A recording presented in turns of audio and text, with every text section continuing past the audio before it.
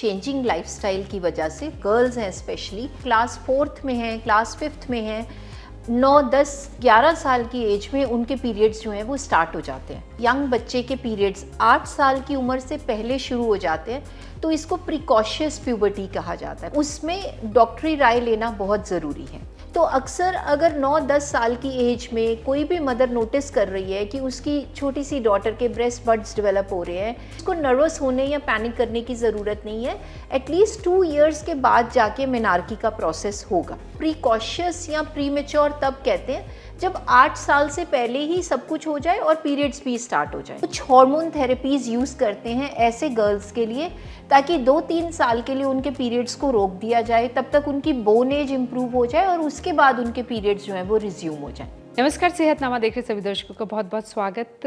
सेहतनामा को सब्सक्राइब अगर आप अभी तक नहीं किया तो सब्सक्राइब ज़रूर करें।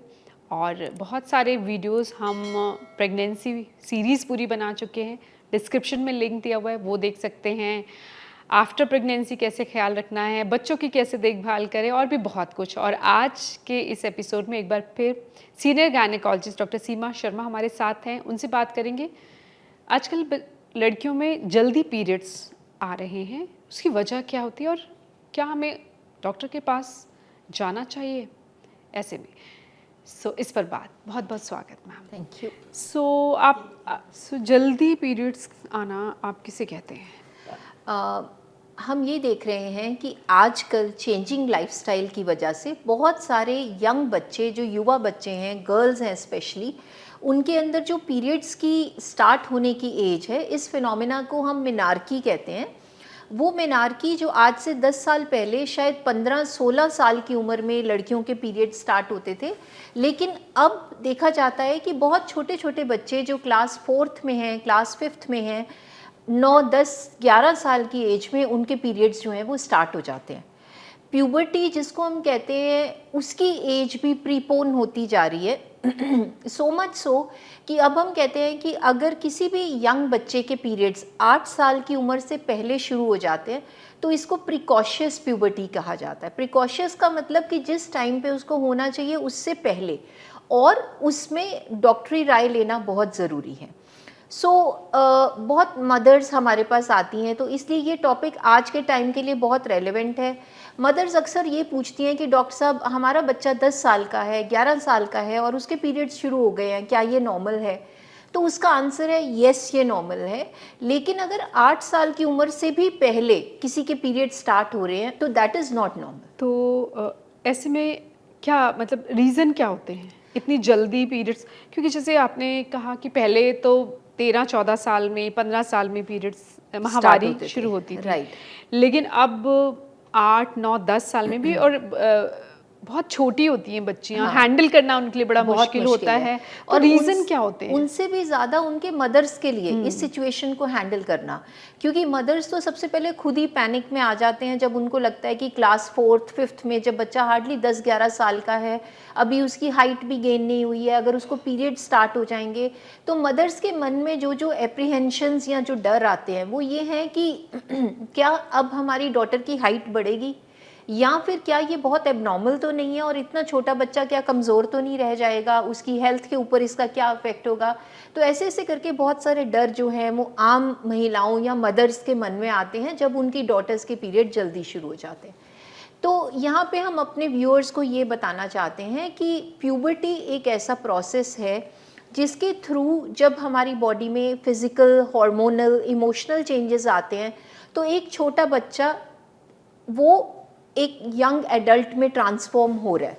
अब उस चेंजेस में यूजुअली स्टेप वाइज रहता है। पहले हम कहते हैं कि एड्रेनार्की होती है जिसमें प्यूबिक हेयर आते हैं, एक्सिलरी हेयर आते हैं। उसके बाद ब्रेस्ट बड्स की डेवलपमेंट होती है जिसको थिलार्की कहा जाता है, और उसके बाद पीरियड शुरू होते हैं जिसको मेनार्की कहा जाता है। तो अक्सर अगर 9-10 साल की एज में कोई भी मदर नोटिस कर रही है कि उसकी छोटी सी डॉटर के ब्रेस्ट बड्स डेवलप हो रहे हैं या एक्सिलरी हेयर आ रहे हैं, तो उसको नर्वस होने या पैनिक करने की ज़रूरत नहीं है। एटलीस्ट 2 इयर्स के बाद जाके मेनार्की का प्रोसेस होगा। हम इस चीज़ को प्रीकॉशियस या प्रीमेच्योर तब कहते हैं जब 8 साल से पहले ही सब कुछ हो जाए और पीरियड्स भी स्टार्ट हो जाए। उसकी कोई वजह भी होती है? यस। अब प्रिकॉशियस प्यूबर्टी के बहुत सारे कारण हैं, उसमें हेड टू टो हम स्टार्ट करते हैं। हमें पता है कि हमारे जो हार्मोन सिक्रीट होते हैं उसका मेन ग्लैंड वो ब्रेन में है। तो कभी कभी ब्रेन में जो पिट्यूटरी ग्लैंड है उसमें कुछ ऐसे ट्यूमर्स रहते हैं जिनकी वजह से एबनॉर्मल हार्मोन प्रोडक्शन शुरू हो गया और पूरा का पूरा प्रोसेस जो है वो प्रीपोन हो गया। इसको कहा जाता है सेंट्रल प्रिकॉशियस प्यूबर्टी। उसके बाद सेकेंड रीज़न होता है कि कई बार ओवरीज में कोई ऐसे ट्यूमर्स हैं जिनकी वजह से ओवर सिक्रीशन ऑफ हार्मोन्स हो रही है और गर्ल्स में पहले ही वो चेंजेस आ गए जो आज से 4 साल बाद आने थे। थर्ड नंबर होता है कई बार कोई ड्रग्स हैं उनके साइड इफ़ेक्ट्स हो सकते हैं। कभी कभी कोई जेनेटिक प्रॉब्लम हो सकती है जिसकी वजह से एंजाइम जो है वो एबनॉर्मल है बच्चे के अंदर और एक्स्ट्रा हार्मोन्स बन रहे हैं। या फिर दूसरे ग्लैंड्स जैसे एड्रीनल ग्लैंड एक इम्पॉर्टेंट ग्लैंड है हमारी बॉडी का, जिसके ट्यूमर्स की वजह से भी प्रिकॉशियस प्यूबर्टी हो सकती है। तो अगर कोई भी पेरेंट्स अपने बच्चे में ऑब्जर्व कर रहे हैं कि उसकी ब्रेस्ट बड की डेवलपमेंट या बॉडी हेयर, प्यूबिक हेयर जो कि 11-12 साल में आने चाहिए थे पर अब 7 इयर्स पे ही हो रहे हैं या पीरियड जल्दी आ रहा है, तो डेफिनेटली जाके उनको गायनेकोलॉजिस्ट या फिर एंडोक्राइनोलॉजिस्ट या फिर बच्चों के स्पेशलिस्ट उनकी राय ज़रूर लेनी चाहिए। हमें इस चीज़ को इग्नोर नहीं करना चाहिए। तो ऐसी कंडीशन में अगर आपके पास पेरेंट्स आते होंगे जिन्हें जल्दी माहवारी शुरू होगी, बच्चियों को, छोटी बच्चियों को 7 साल 8 साल से पहले, तो क्या करती हैं आप फिर? देखो राजेंद्र, पहले तो हमें ये असेस करना होता है कि क्या ये नॉर्मल फिनोमिना है या एबनॉर्मल है। जैसे हमने डिस्कस किया कि 10-11 साल तक अगर किसी के पीरियड्स आते हैं तो कोई इतनी घबराने की बात नहीं है। ब्रेस्ट बड की डेवलपमेंट अर्ली शुरू होती है लेकिन पीरियड्स 2 साल के बाद होंगे।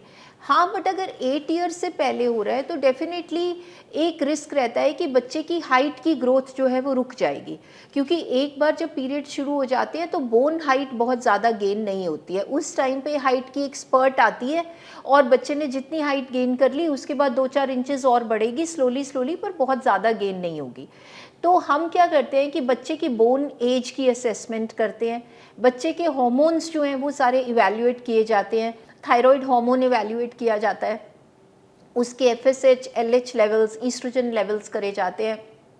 अल्ट्रासाउंड करके ओवरीज देखी जाती हैं, एड्रिनल ग्लैंड्स देखे जाते हैं कि कहीं का ट्यूमर तो नहीं है, और इवैल्यूएशन के बाद पेरेंट्स को गाइड किया जाता है। एज अ स्पेशलिस्ट हम लोग थॉरो इवैल्यूएशन करते हैं with the help of blood test, with the help of ultrasound, और फिर पेरेंट्स को गाइड करती हैं कि क्या हमें ये पीरियड्स को सप्रेस करके डिले कर देना चाहिए ताकि बच्चों की बोन एज जो है वो इम्प्रूव हो जाए। ऐसा हो सकता है? ऐसे हो सकता है। इस चीज़ के माहिर डॉक्टर्स जो हैं वो एंडोक्राइनोलॉजिस्ट हैं।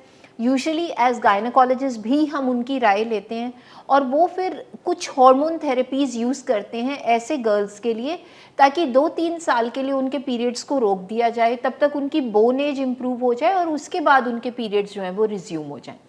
और मुझे ऐसा लगता है कि जो चीज़ बहुत इम्पॉर्टेंट है वो ये है कि हम पेरेंट्स को अवेयर करें कि उनको इस सिचुएशन को बहुत पैनिक रिस्पॉन्स नहीं देना चाहिए, क्योंकि अगर हम इस चीज़ को इस तरह से कंसिडर करेंगे तो फिर इसका सोशल स्टिग्मा बहुत ज़्यादा हो जाएगा और ये चीज़ बच्चों के लिए साइको सोशल इशू बन सकती है।